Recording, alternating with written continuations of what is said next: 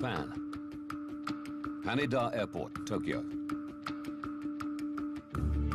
August the 12th, 1985. 6 p.m. Japan Airlines Flight 123 prepares for takeoff. Destination, the city of Osaka, 400 kilometers away. At the controls is First Officer Yutaka Sasaki. Keeping a close eye on him is Masami Takahama, one of JAL's most experienced training captains.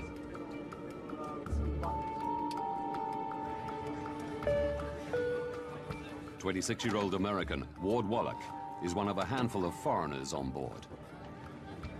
My brother Ward became obsessed with Japan while he was studying as an undergraduate.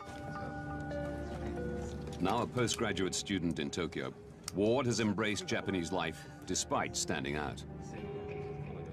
Ward dwarfed his Japanese friend. To me, he looked like Christopher Reeves. He looked like Superman.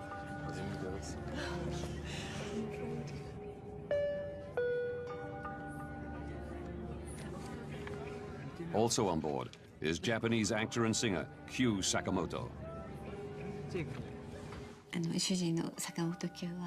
I think the impression that everyone had of my husband, Kyu Sakamoto, was his smile.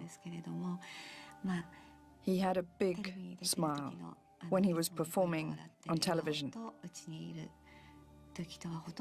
And he was the same at home. He loved his family. He was kind and someone who always thought of his family.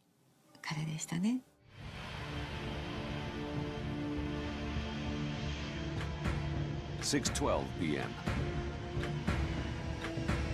Haneda Airport Tower gives JAL 123 the all clear to take off. Weather conditions are fine. The crew expect a short, routine flight.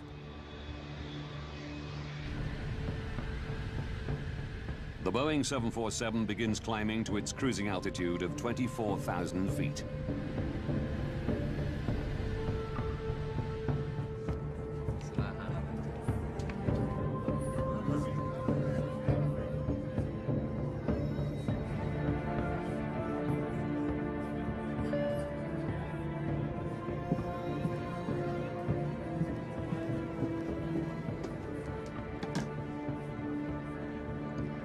Passenger needs to use the bathroom.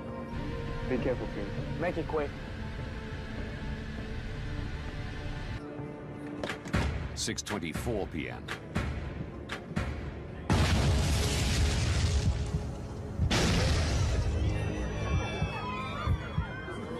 Two explosions rock the plane.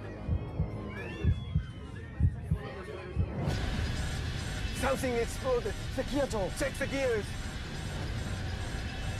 The aircraft's flight controls don't respond.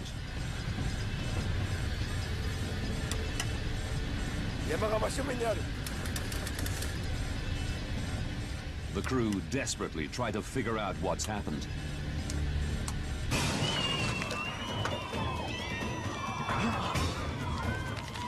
Cabin pressure drops.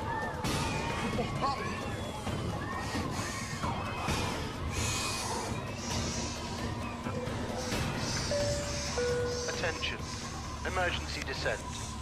Put the mask over your face, fasten your seatbelt, put out your cigarettes. This is an emergency descent. 6:25 p.m. JAL 123 is now out of control. Captain Takahama declares an emergency. Tokyo Japan 123, request it back to Haneda. Descend And radios Tokyo Air Traffic Control. Take a magnetic course of 90 degrees for radar vector to Oshima. The crew is trying to wrestle the 747 into making a right turn to follow a course back to Haneda Airport. Going to right. Turn over. But the plane is not responding. Yes, sir. I said don't bang that much. Yes, sir. What's going on?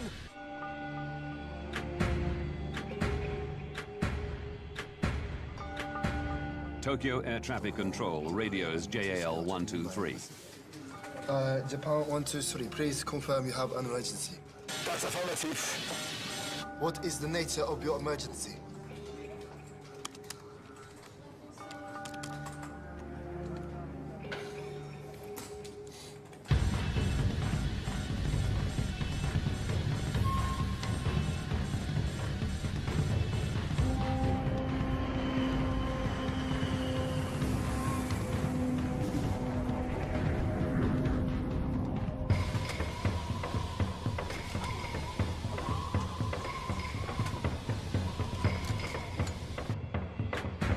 .6:28 p.m.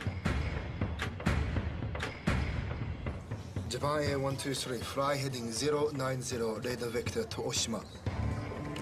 The plane appears to be heading away from Tokyo Haneda Airport. Japan Air 123, Roger, understood.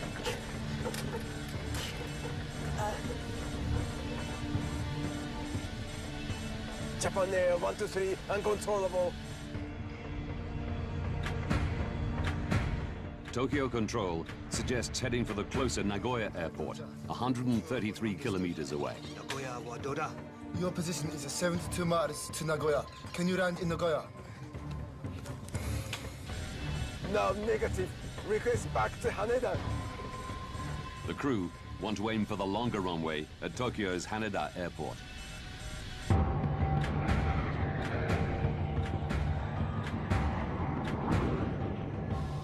The aircraft is still above 20,000 feet. Passengers are struggling to breathe.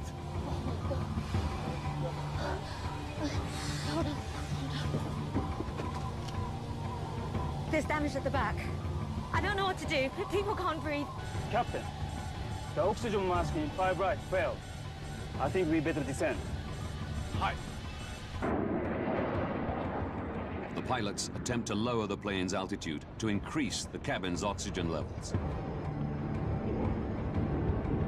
Nose down. Nose down. Yes, sir. Nose down. Use both hands. Both hands. Yes. 6:38 p.m. Doesn't work. How about putting the gear down?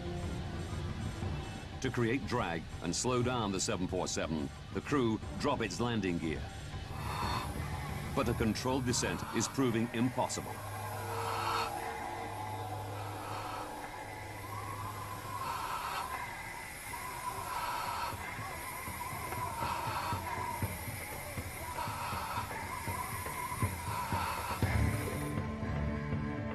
Tokyo Air Traffic Control follows the plane on radar.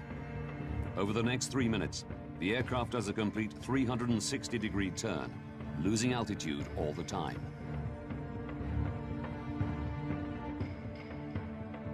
Can you control the aircraft now? Japan Air 123, uncontrollable. Japan Air 123, Roger, understood. Would you like to contact Haneda? Keep it as it is. This may be hopeless.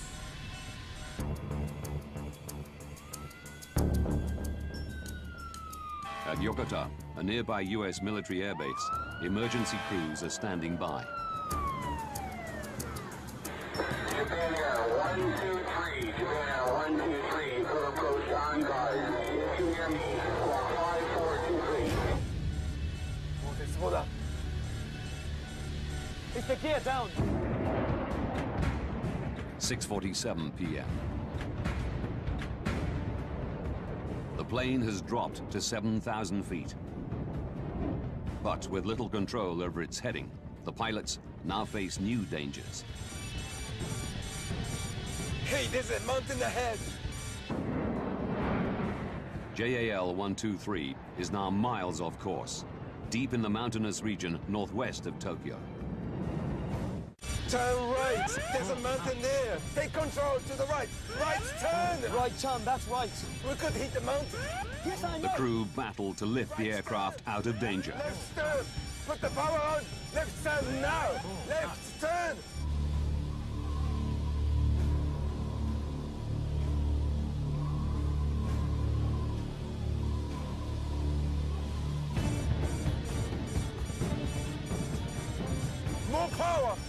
power!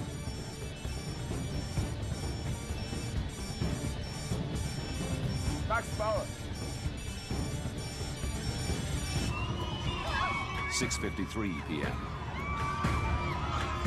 The pilots wrestle the plane up to 13,400 feet.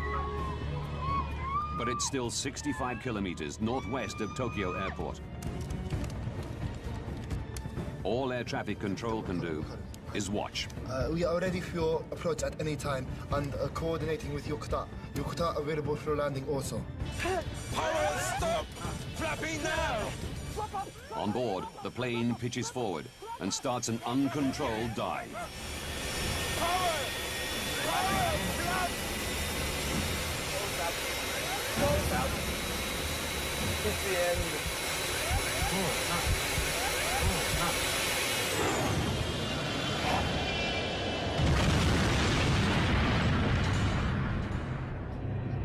Japan Air 123, do you read? Japan Airline 123, do you read? The plane disappears from radar. 123, do you read?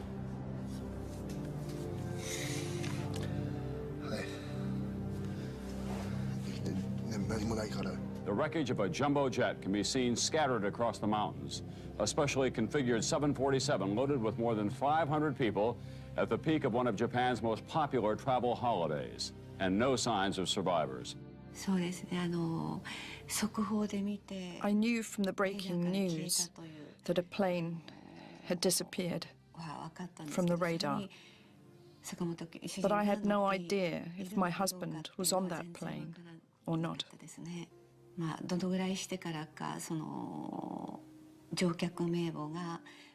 I can't remember how much later it was when we were able to read out the passenger list, when it was announced on television. When I heard it, I knew for certain he was on that flight. How can I put it?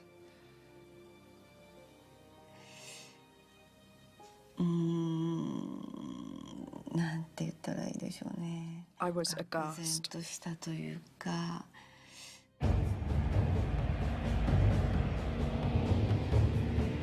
Just 18 minutes after the plane disappears, a U.S. Air Force C-130 locates the wreckage on a ridge of Mount Oshtaka, 100 kilometers northwest of Tokyo. It radios the Japanese authorities with coordinates.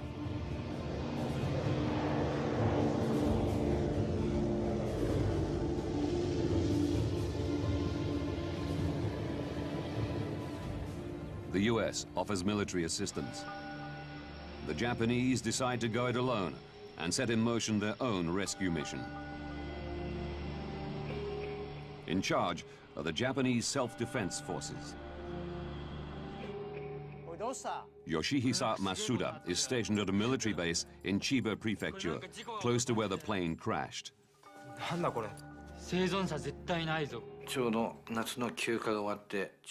It was just as I returned to headquarters after my summer leave. The base was in uproar. I asked a colleague what was going on, and I was told that the whereabouts of a JAL flight were unknown. The night the plane crashed, the base was put on standby, and people were saying that we were probably going to go out. A Japanese helicopter sent out reports no sign of survivors. The mountain terrain and lack of equipment for nighttime operations slows any larger Japanese rescue effort. It doesn't reach the site until 14 hours after the crash. Miraculously, 4 survivors are found, despite spending a night on the mountainside.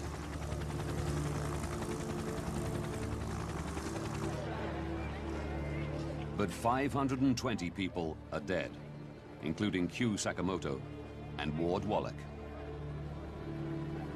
I think when I first heard he was on the plane, there was an air of unreality.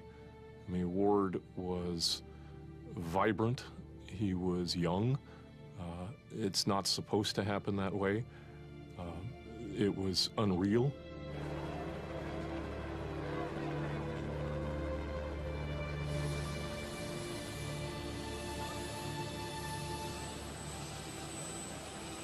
Shortly after the crash, survivors recall hearing the screams of passengers in the wreckage dying out during the night.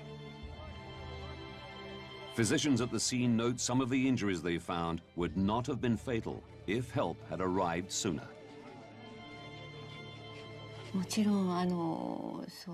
Of course, I found out afterwards that rescue operations were not carried out at the site straight away on the day.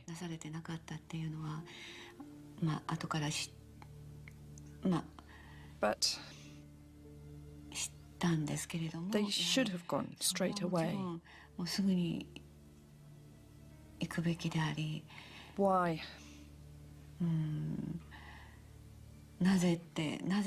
Why did they take their time?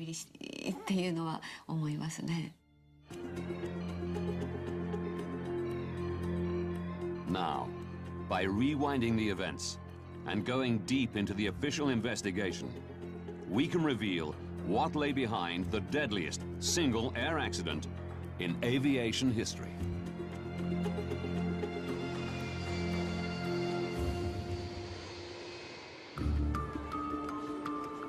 The Japanese Aircraft Accident Investigation Committee is responsible for investigating the crash.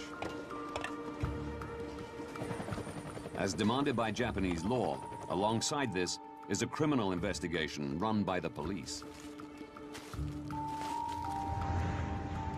In the United States, the manufacturer of the 747, Boeing, is alerted to the disaster in Japan. John Purvis was a member of Boeing's Air Safety Investigation Team in 1985. When we learned about this airplane and realized it was a 747, we were concerned, along with everybody, that this accident could really tarnish the reputation of the airplane, because at the time it was the largest commercial jet flying. With the lives of millions of 747 passengers at risk, the United States National Transportation Safety Board, or NTSB, want answers to why this American-built plane crashed. NTSB Representative Ron Schleed is assigned to investigate. There was an extreme concern that if there is a mechanical problem, that it could be a generic flaw, and that could affect the entire fleet. An investigation team of Boeing engineers and members of NTSB heads for Japan. But once there, gaining access to the site proves difficult. When we arrived in Tokyo and got to the hotel and first met the Japanese, it was clear there was some problems in getting access to the information that was known and to the accident site eventually. As the plane's manufacturer, Boeing has an internationally agreed obligation to investigate the crash to make sure all other 747s are airworthy. However, because this flight, Japan 123, was a domestic flight, the international rules did not apply in 1985. Therefore, we did not have an automatic right to go. We had to request permission to travel and to work with the Japanese.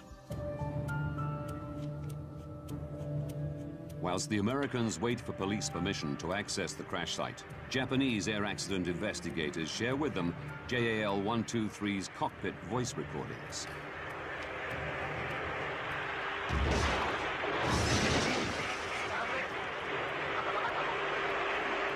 We could hear explosion on the voice recorder. In fact, there were two loud explosions, one right after the other.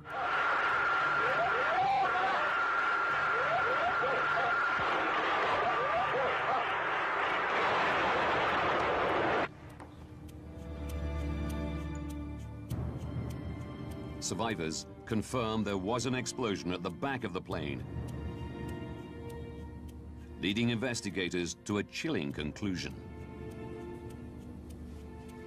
Worldwide in the 1980s, there had been several terrorist acts, hijackings and bombings of airplanes. So when this accident occurred, it gave us a strong suspicion that it was an act of terrorism.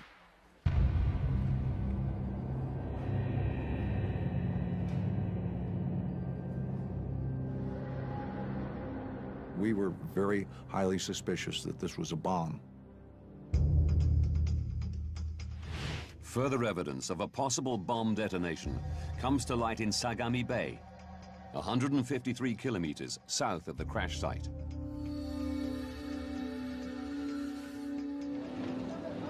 Japanese sailors discover a large piece of the plane.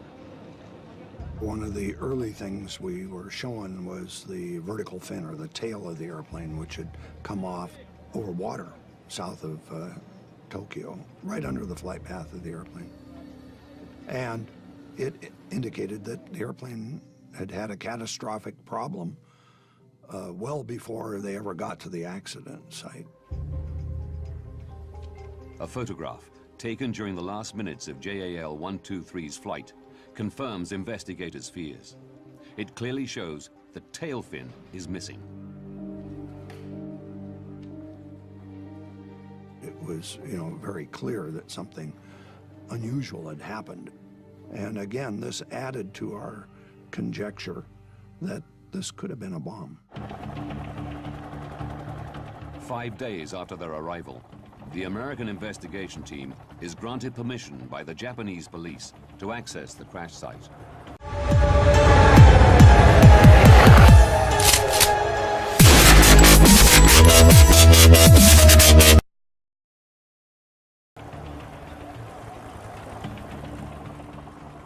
Makeshift helipads mean helicopters can now land on the remote mountain ridge of Mount Osaka, north of Mount Fuji.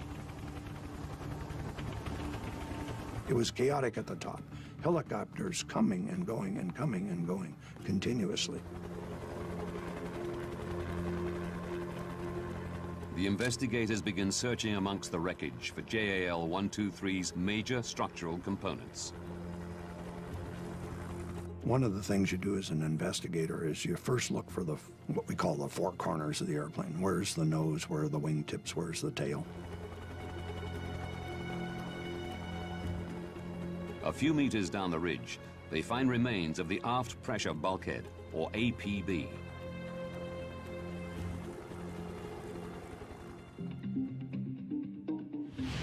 This circular structure is made of a series of overlapping metal plates riveted together.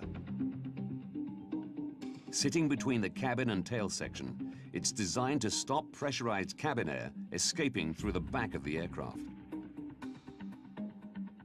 When we first saw the bulkhead, it was, of course, torn up and badly damaged into many pieces, 6 or 8 or 10 major ones and some little ones. And the pieces were kind of triangular shaped.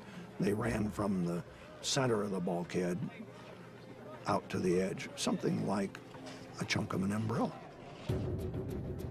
The investigators study the APB for the telltale signs of bomb damage. A bomb leaves very distinctive evidence on the metal when it explodes. It has so much energy, it's more energy than you can generate in an actual aircraft crash. But most of the bulkhead wreckage displays damage consistent with a high-speed impact. One of the general observations when metal is ripped apart, it'll leave a distinctive, what I call a sawtooth shape of a fracture, and it's just ripped apart. We saw evidence of that in the aft part of the aircraft and in most of the aft pressure bulkhead debris. It certainly wasn't caused by a bomb. Looking closer, they discover some unusual damage. There was one piece of the bulkhead that showed curious characteristics different than the rest of the wreckage from the bulkhead. In one area, 2 pieces had separated in a very straight line, as opposed to the rest of the bulkhead, which had been torn and ripped in overload. It just separated or failed differently, and I wanted to know why. The team want to examine the bulkhead section in their lab, but the police refuse permission, as their investigation to establish whether a criminal act is responsible for the crash is still ongoing. Because in Japan, the criminal investigation takes precedence over a safety investigation, this caused difficulty for the safety team to gain access to the accident site, to gain access to other data, including the wreckage that fell off the airplane. It complicated and delayed some of the safety investigation because the criminal investigators were in charge. The team invent an ingenious way around the problem. Boeing came up with a procedure to take replicas of the fracture surfaces, essentially a tape, like adhesive tape, that they would put on the fracture surface. It would not damage the fracture surface. It would take a mirror image of replica of the fracture, and then that could be examined in a laboratory. The investigators examined tape imprints and field sketches taken from the bulkhead section, displaying the unusual damage. It appears one bulkhead plate has sheared off along the line of rivets, joining it to its neighbor. This metal had torn through these holes. I thought I had detected fatigue, and what we were seeing on the bulkhead was our eureka moment. It was the golden bullet.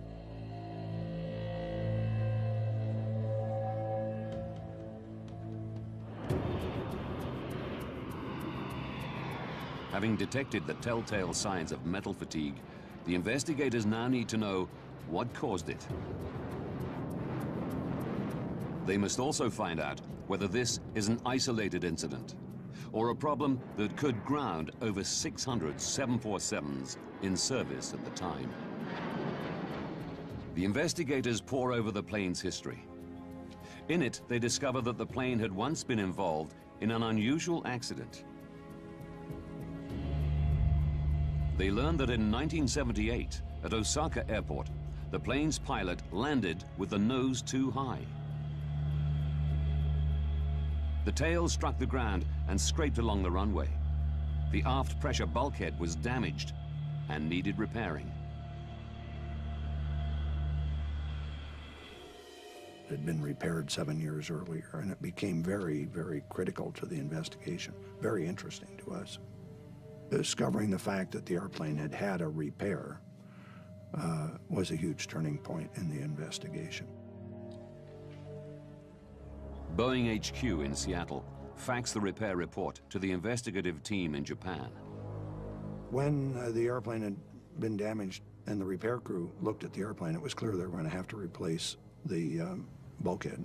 They elected, I think, to replace just the lower half because of shipping problems with the whole bulkhead. The Boeing engineers designed a repair. They made a drawing and written instructions on how to put the bulkhead back together. The 1978 repair design instructs Boeing engineers to attach the new lower half of the bulkhead to the existing top half. To join them together, they're secured with a splice plate held in place with 3 rows of rivets.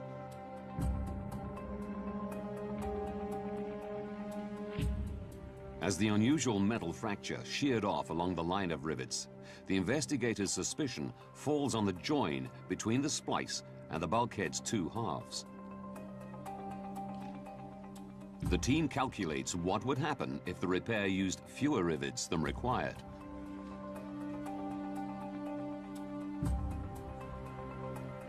One of the scenarios we considered during our discussions was, what if the repair to the bulkhead was done improperly?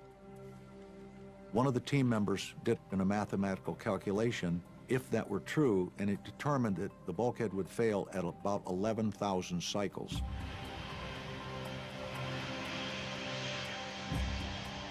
Remarkably, the plane had performed 12,319 takeoff and landing cycles since the repair, very close to the predicted number. It's a breakthrough moment. A faulty bulkhead repair could be behind the world's deadliest single aircraft crash. The investigators now need hard evidence to back up their theory. Japanese police again grant access to the crash site, so the team can examine the wreckage in more detail. So we went right to the area of the pressure bulkhead that had what I considered a curious-looking fracture. We discovered that the repair had not been done as designed. In the process, they had a place where they had to put in the splice plate, and it had been done wrong. The investigators discover the splice plate from the wreckage is an incorrect size. It appears that to make it fit, the engineers deviated from the repair design. The splice plate, in fact, had been cut into two pieces. The narrower section was fixed with a single row of rivets. The wider section of the splice was fixed with a double row. That rendered that section of the splice basically to 70% strength of what it would have been otherwise. Because of the faulty repair, just one row of rivets takes most of the force during every takeoff and landing pressure cycle. During each cycle, the bulkhead stretches and shrinks like the skin of a balloon. Tiny cracks form and grow around where the rivets punch through the metal. Some 12,000 cycles after the repair, the splice plate shatters. High-pressure air from the cabin bursts through the hole, weakening the bulkhead, causing it to fail explosively. This failure is heard as the first explosion, as high-pressure air from the passenger cabin bursts through the bulkhead. Left turn now! Left turn! Investigators now want to know the reason for the second explosion. Following the discovery of wreckage in Sagami Bay, they know that JAL 123 lost its tail fin 12 minutes into the flight.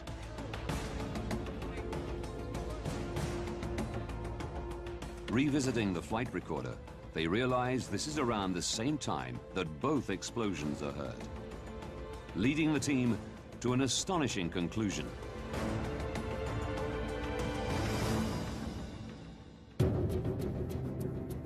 As high-pressure air bursts through the failed bulkhead into the tail section, it blows the tail fin clean off. During the design of the 747, we didn't anticipate a vertical fin coming off or a pressure bulkhead blowing out, and it just wasn't something that was anticipated to happen. The investigators must now find out how an exploding bulkhead and lost tail fin led to the pilots losing control and the plane crashing.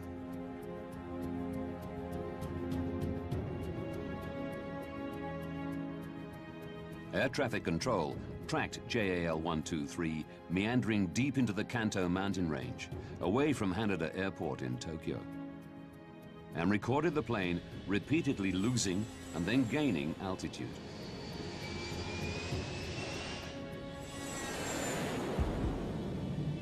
Through plotting the plane's flight path, the investigators recognize a familiar pattern, a type of aircraft motion called a phugoid. As JAL 123 begins to dive, it accelerates. The increased speed generates lift, and as the plane climbs, it slows, causing it to dip again.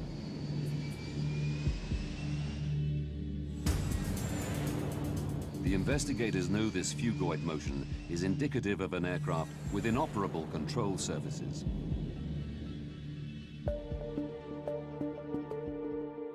These are critical for banking and controlling the plane's altitude. The rudder, attached to the tail fin, controls yaw, the angle at which the plane flies forward through the air. Loss of a rudder alone will not lead to phugoid motion, but major damage to a plane's hydraulic system will. Large modern airliners all the flight controls are boosted by hydraulic pressure. There's no way the pilot has enough strength to move the flight controls through cables and pulleys like in the old days. So the hydraulic systems power the flight controls. The team realized JAL 123's hydraulics were critically damaged during the bulkhead's explosion. To get the 4 hydraulic systems up into the vertical fin and to the rudders, all 4 have to go up there. And that means they have to run through the pressure bulkhead to start with, and they have to run up into the vertical fin. As the tail fin rips off, it severs critical hydraulic lines. The aircraft is paralyzed. Once they lost the vertical fin and the hydraulic systems, the pilots were only able to minimally control the airplane with engine power. The airplane continued to fly in circles, up and down, virtually out of control. This explains why the plane flies in a phugoid motion. Why the crew have extreme difficulty controlling the plane's descent. And why it cannot turn back to Haneda Airport and instead descends deep into the Kanto mountain range.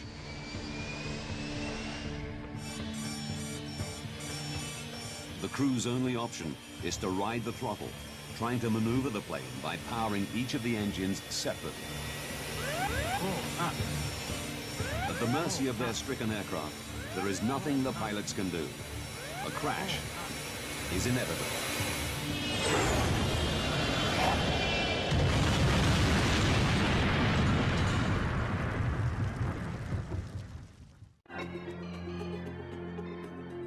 Having delved deep into the investigation, we can now reveal the events that caused the worst single aircraft accident in aviation history.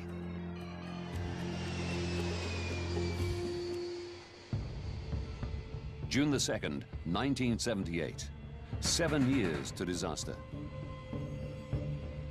A JAL Boeing 747's aft pressure bulkhead is incorrectly repaired following a tail strike incident, leaving it critically weakened.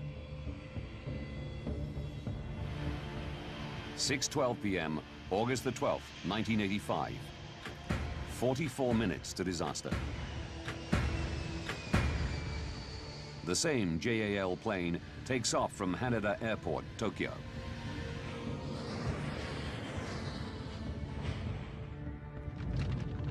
As the cabin pressurizes, tiny cracks on the repaired bulkhead begin to grow.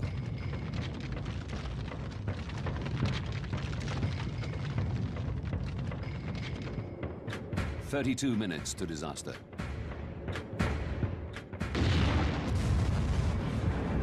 The bulkhead explodes.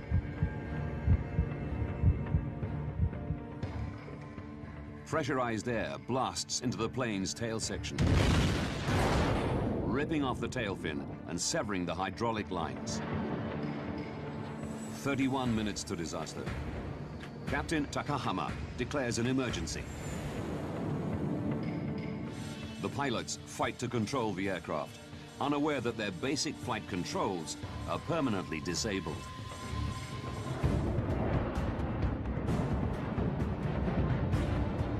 The plane climbs and dips. The pilots struggle to maneuver with engine thrust alone.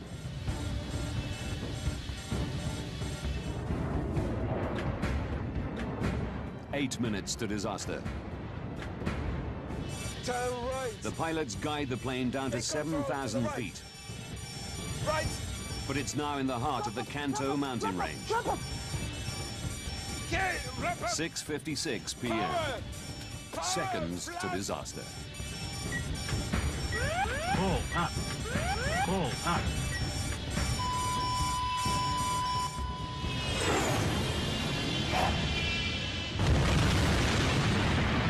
But the tragedy isn't over. Testimony from one survivor reveals that others also survived the impact.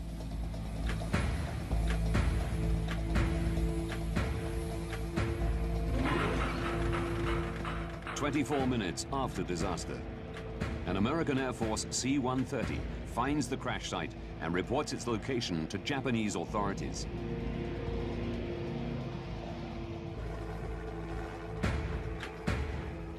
A hovering Marine Corps helicopter offers to drop 2 men onto the mountain. But just a minute later, an order comes through demanding they return to base. 9 a.m., 14 hours after disaster, the first Japanese rescuers arrive on foot at the crash site. How many more passengers could have survived if U.S. forces had been allowed to land becomes a focal point for bereaved relatives. To this day, there is no clear understanding as to who declined U.S. help. No one in the Japanese self-defense force admits to ordering the U.S. crew to stand down. But in response to the crash and subsequent fallout, the Japanese self-defense forces did purchase helicopters and equipment designed for nighttime operations in mountainous terrain. The disaster also has profound ramifications for Japan's air industry. JAL President Yasumoto Tagaki resigns shortly after the accident. The JAL maintenance manager commits suicide. A terrible price had been paid, and now lessons had to be learned. One of the things I got out of this accident investigation was that the accident really was preventable if the engineering work on the repair 7 years before the accident had been scrutinized a little more carefully and done properly, the accident wouldn't have occurred.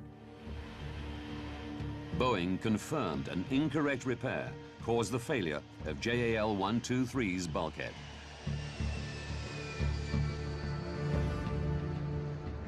The company changed their procedures, so significant repairs are scrutinized before implementation and afterwards by a second pair of eyes. Regular checks are made to detect any signs of metal fatigue. To reduce the vulnerability of the 747's hydraulics, a valve was added to the line controlling 2 of the plane's elevators and the lower rudder. If this line is severed, some control should still be possible.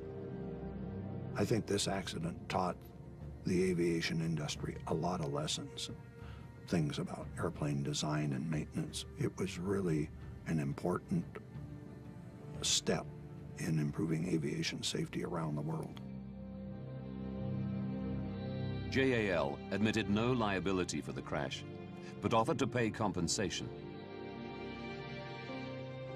90% of the victims' relatives settled with the airline without going to court. But neither the compensation nor the improvements to safety offered much comfort to the bereaved relatives. There was a sense among, I think, all the victims, but certainly in my family, that this was wrong. What happened was avoidable, that it didn't need to happen.